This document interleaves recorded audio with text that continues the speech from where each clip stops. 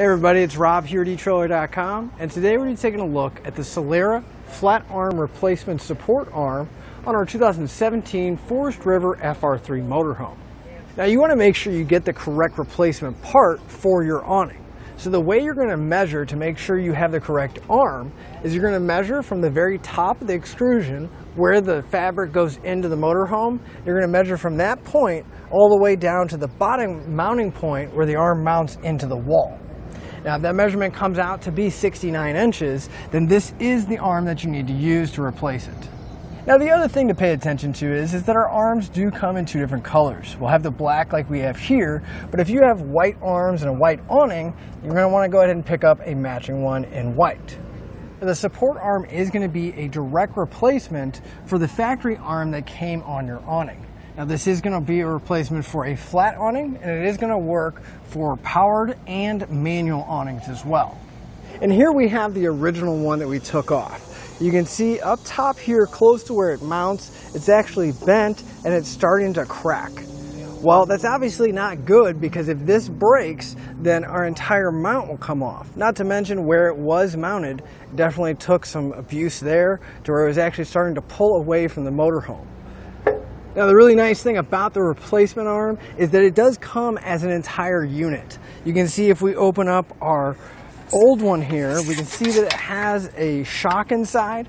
That's a nice thing. We don't have to take apart the entire arm to try to replace just this piece. It's going to be all one assembly, which makes it really easy to get installed rather than having to replace a small component or the entire system. And Solera makes really nice awnings. One thing I really like is the joint they have right here on the arm. It's actually a friction joint, so we can change the pitch of our awning in case we have a lot of water up there. We can pull down on the arm, and you can see it'll change the pitch just enough that we can get all that water to come off and drain off the edge. But the other nice thing is we're not going to have to adjust that arm to match the other side. We can roll our awning in, and it'll automatically go back to the way it needs to. Now as far as the installation, it's a pretty straightforward process. It's a replacement part. So we're simply just removing this one and replacing it with a new one. One thing I do definitely recommend is having a few extra people with you so they can help you hold things up and kind of hold things while you're getting things in place. Another thing you will need is either some butyl tape or some kind of silicone so we can seal up all the holes, either from the mounting locations or if you have a powered one where all the wires are coming through. Now we're going to go ahead and show you how to get everything on so you can have the confidence to do it at home. To start our installation, we need to remove the arm that's damaged or that you're going to be replacing. On ours, this front one at the very top, the bracket's bent pretty bad, but we need to get access to the bolts that are holding it to the motorhome. So we're going to extend it out far enough so that we can access these lower bolts. So if you have a power arm like we do, you're going to extend them out, but we have this cover that's covering up the wires. Typically you can just grab behind it, pop it out of that channel, at least far enough that we can see the bolts that are holding everything in. So you want to grab a 3/8 nut driver or a 3/8 socket, and we're going to pull all these out, the two at the bottom and then the two in the center.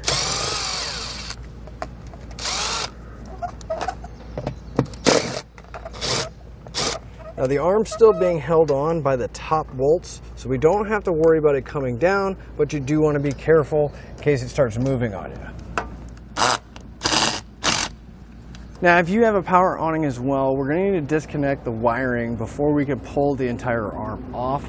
So any of these covers that are covering up the wiring, you want to go ahead and pull them out so we can get access to them.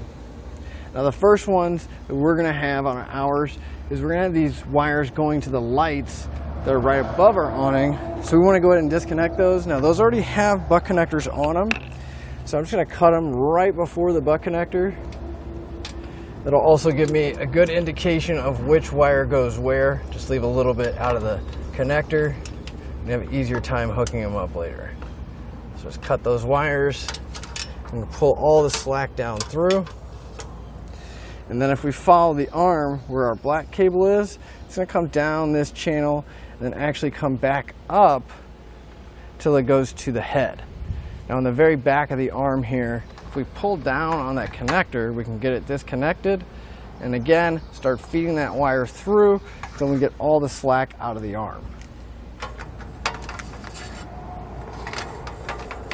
Now at this point, we want to make sure that we have something to rest the awning on, because we're going to be disconnecting the head from the arm right here. Now the arm's still attached to the motorhome, so we don't have to worry about it dropping, but again, you want something or someone to support the roller and this side of the awning. We'll grab a Phillips screwdriver or a Phillips bit, and we're going to remove that large screw right there at the end of the arm.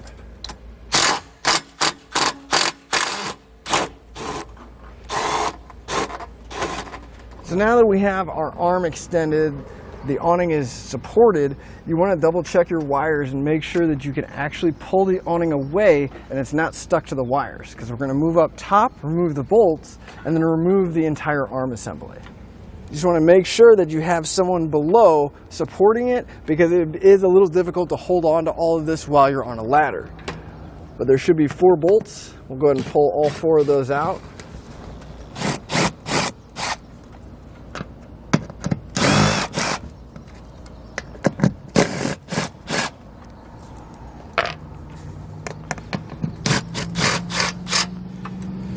And then gently lower down the ladder, or lower down the arm, and make sure the wires come through and they don't get stuck.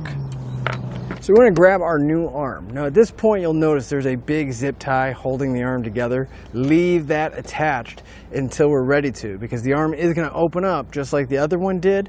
But for right now, we just want to attach it to the motorhome just the way we took it off. So we're going to attach the top first.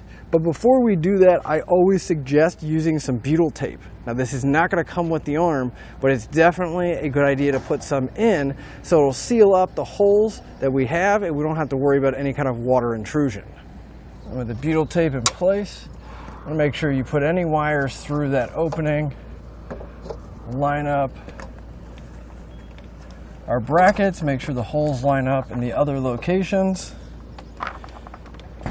And we can take the new screws that come in our kit and we're going to drive them right into the side of the motorhome.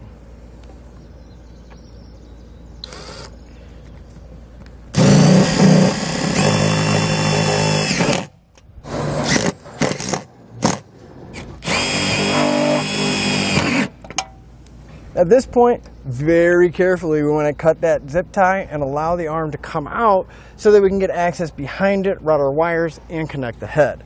But again, remember there's that spring in there, or at least that shock, so it is going to come out pretty quick. So you want to make sure you have a firm grip on it.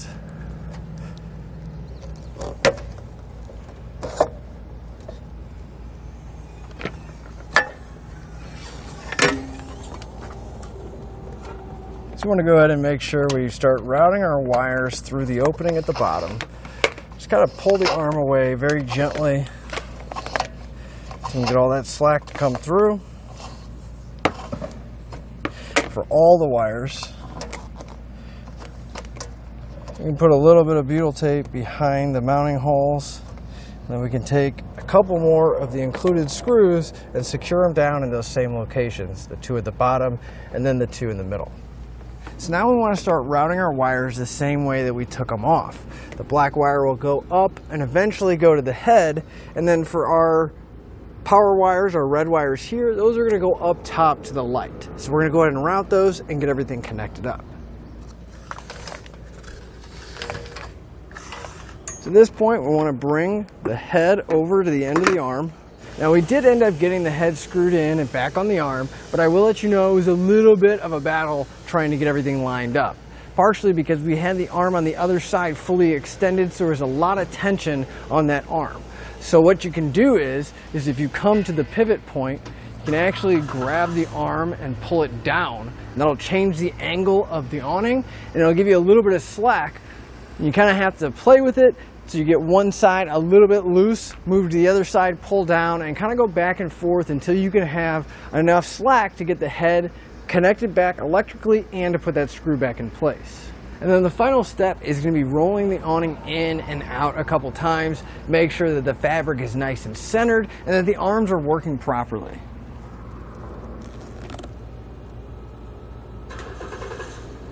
And if everything is an adjustment, the fabric should be straight on the roller and the arm should go into place all the way, locking in on both sides.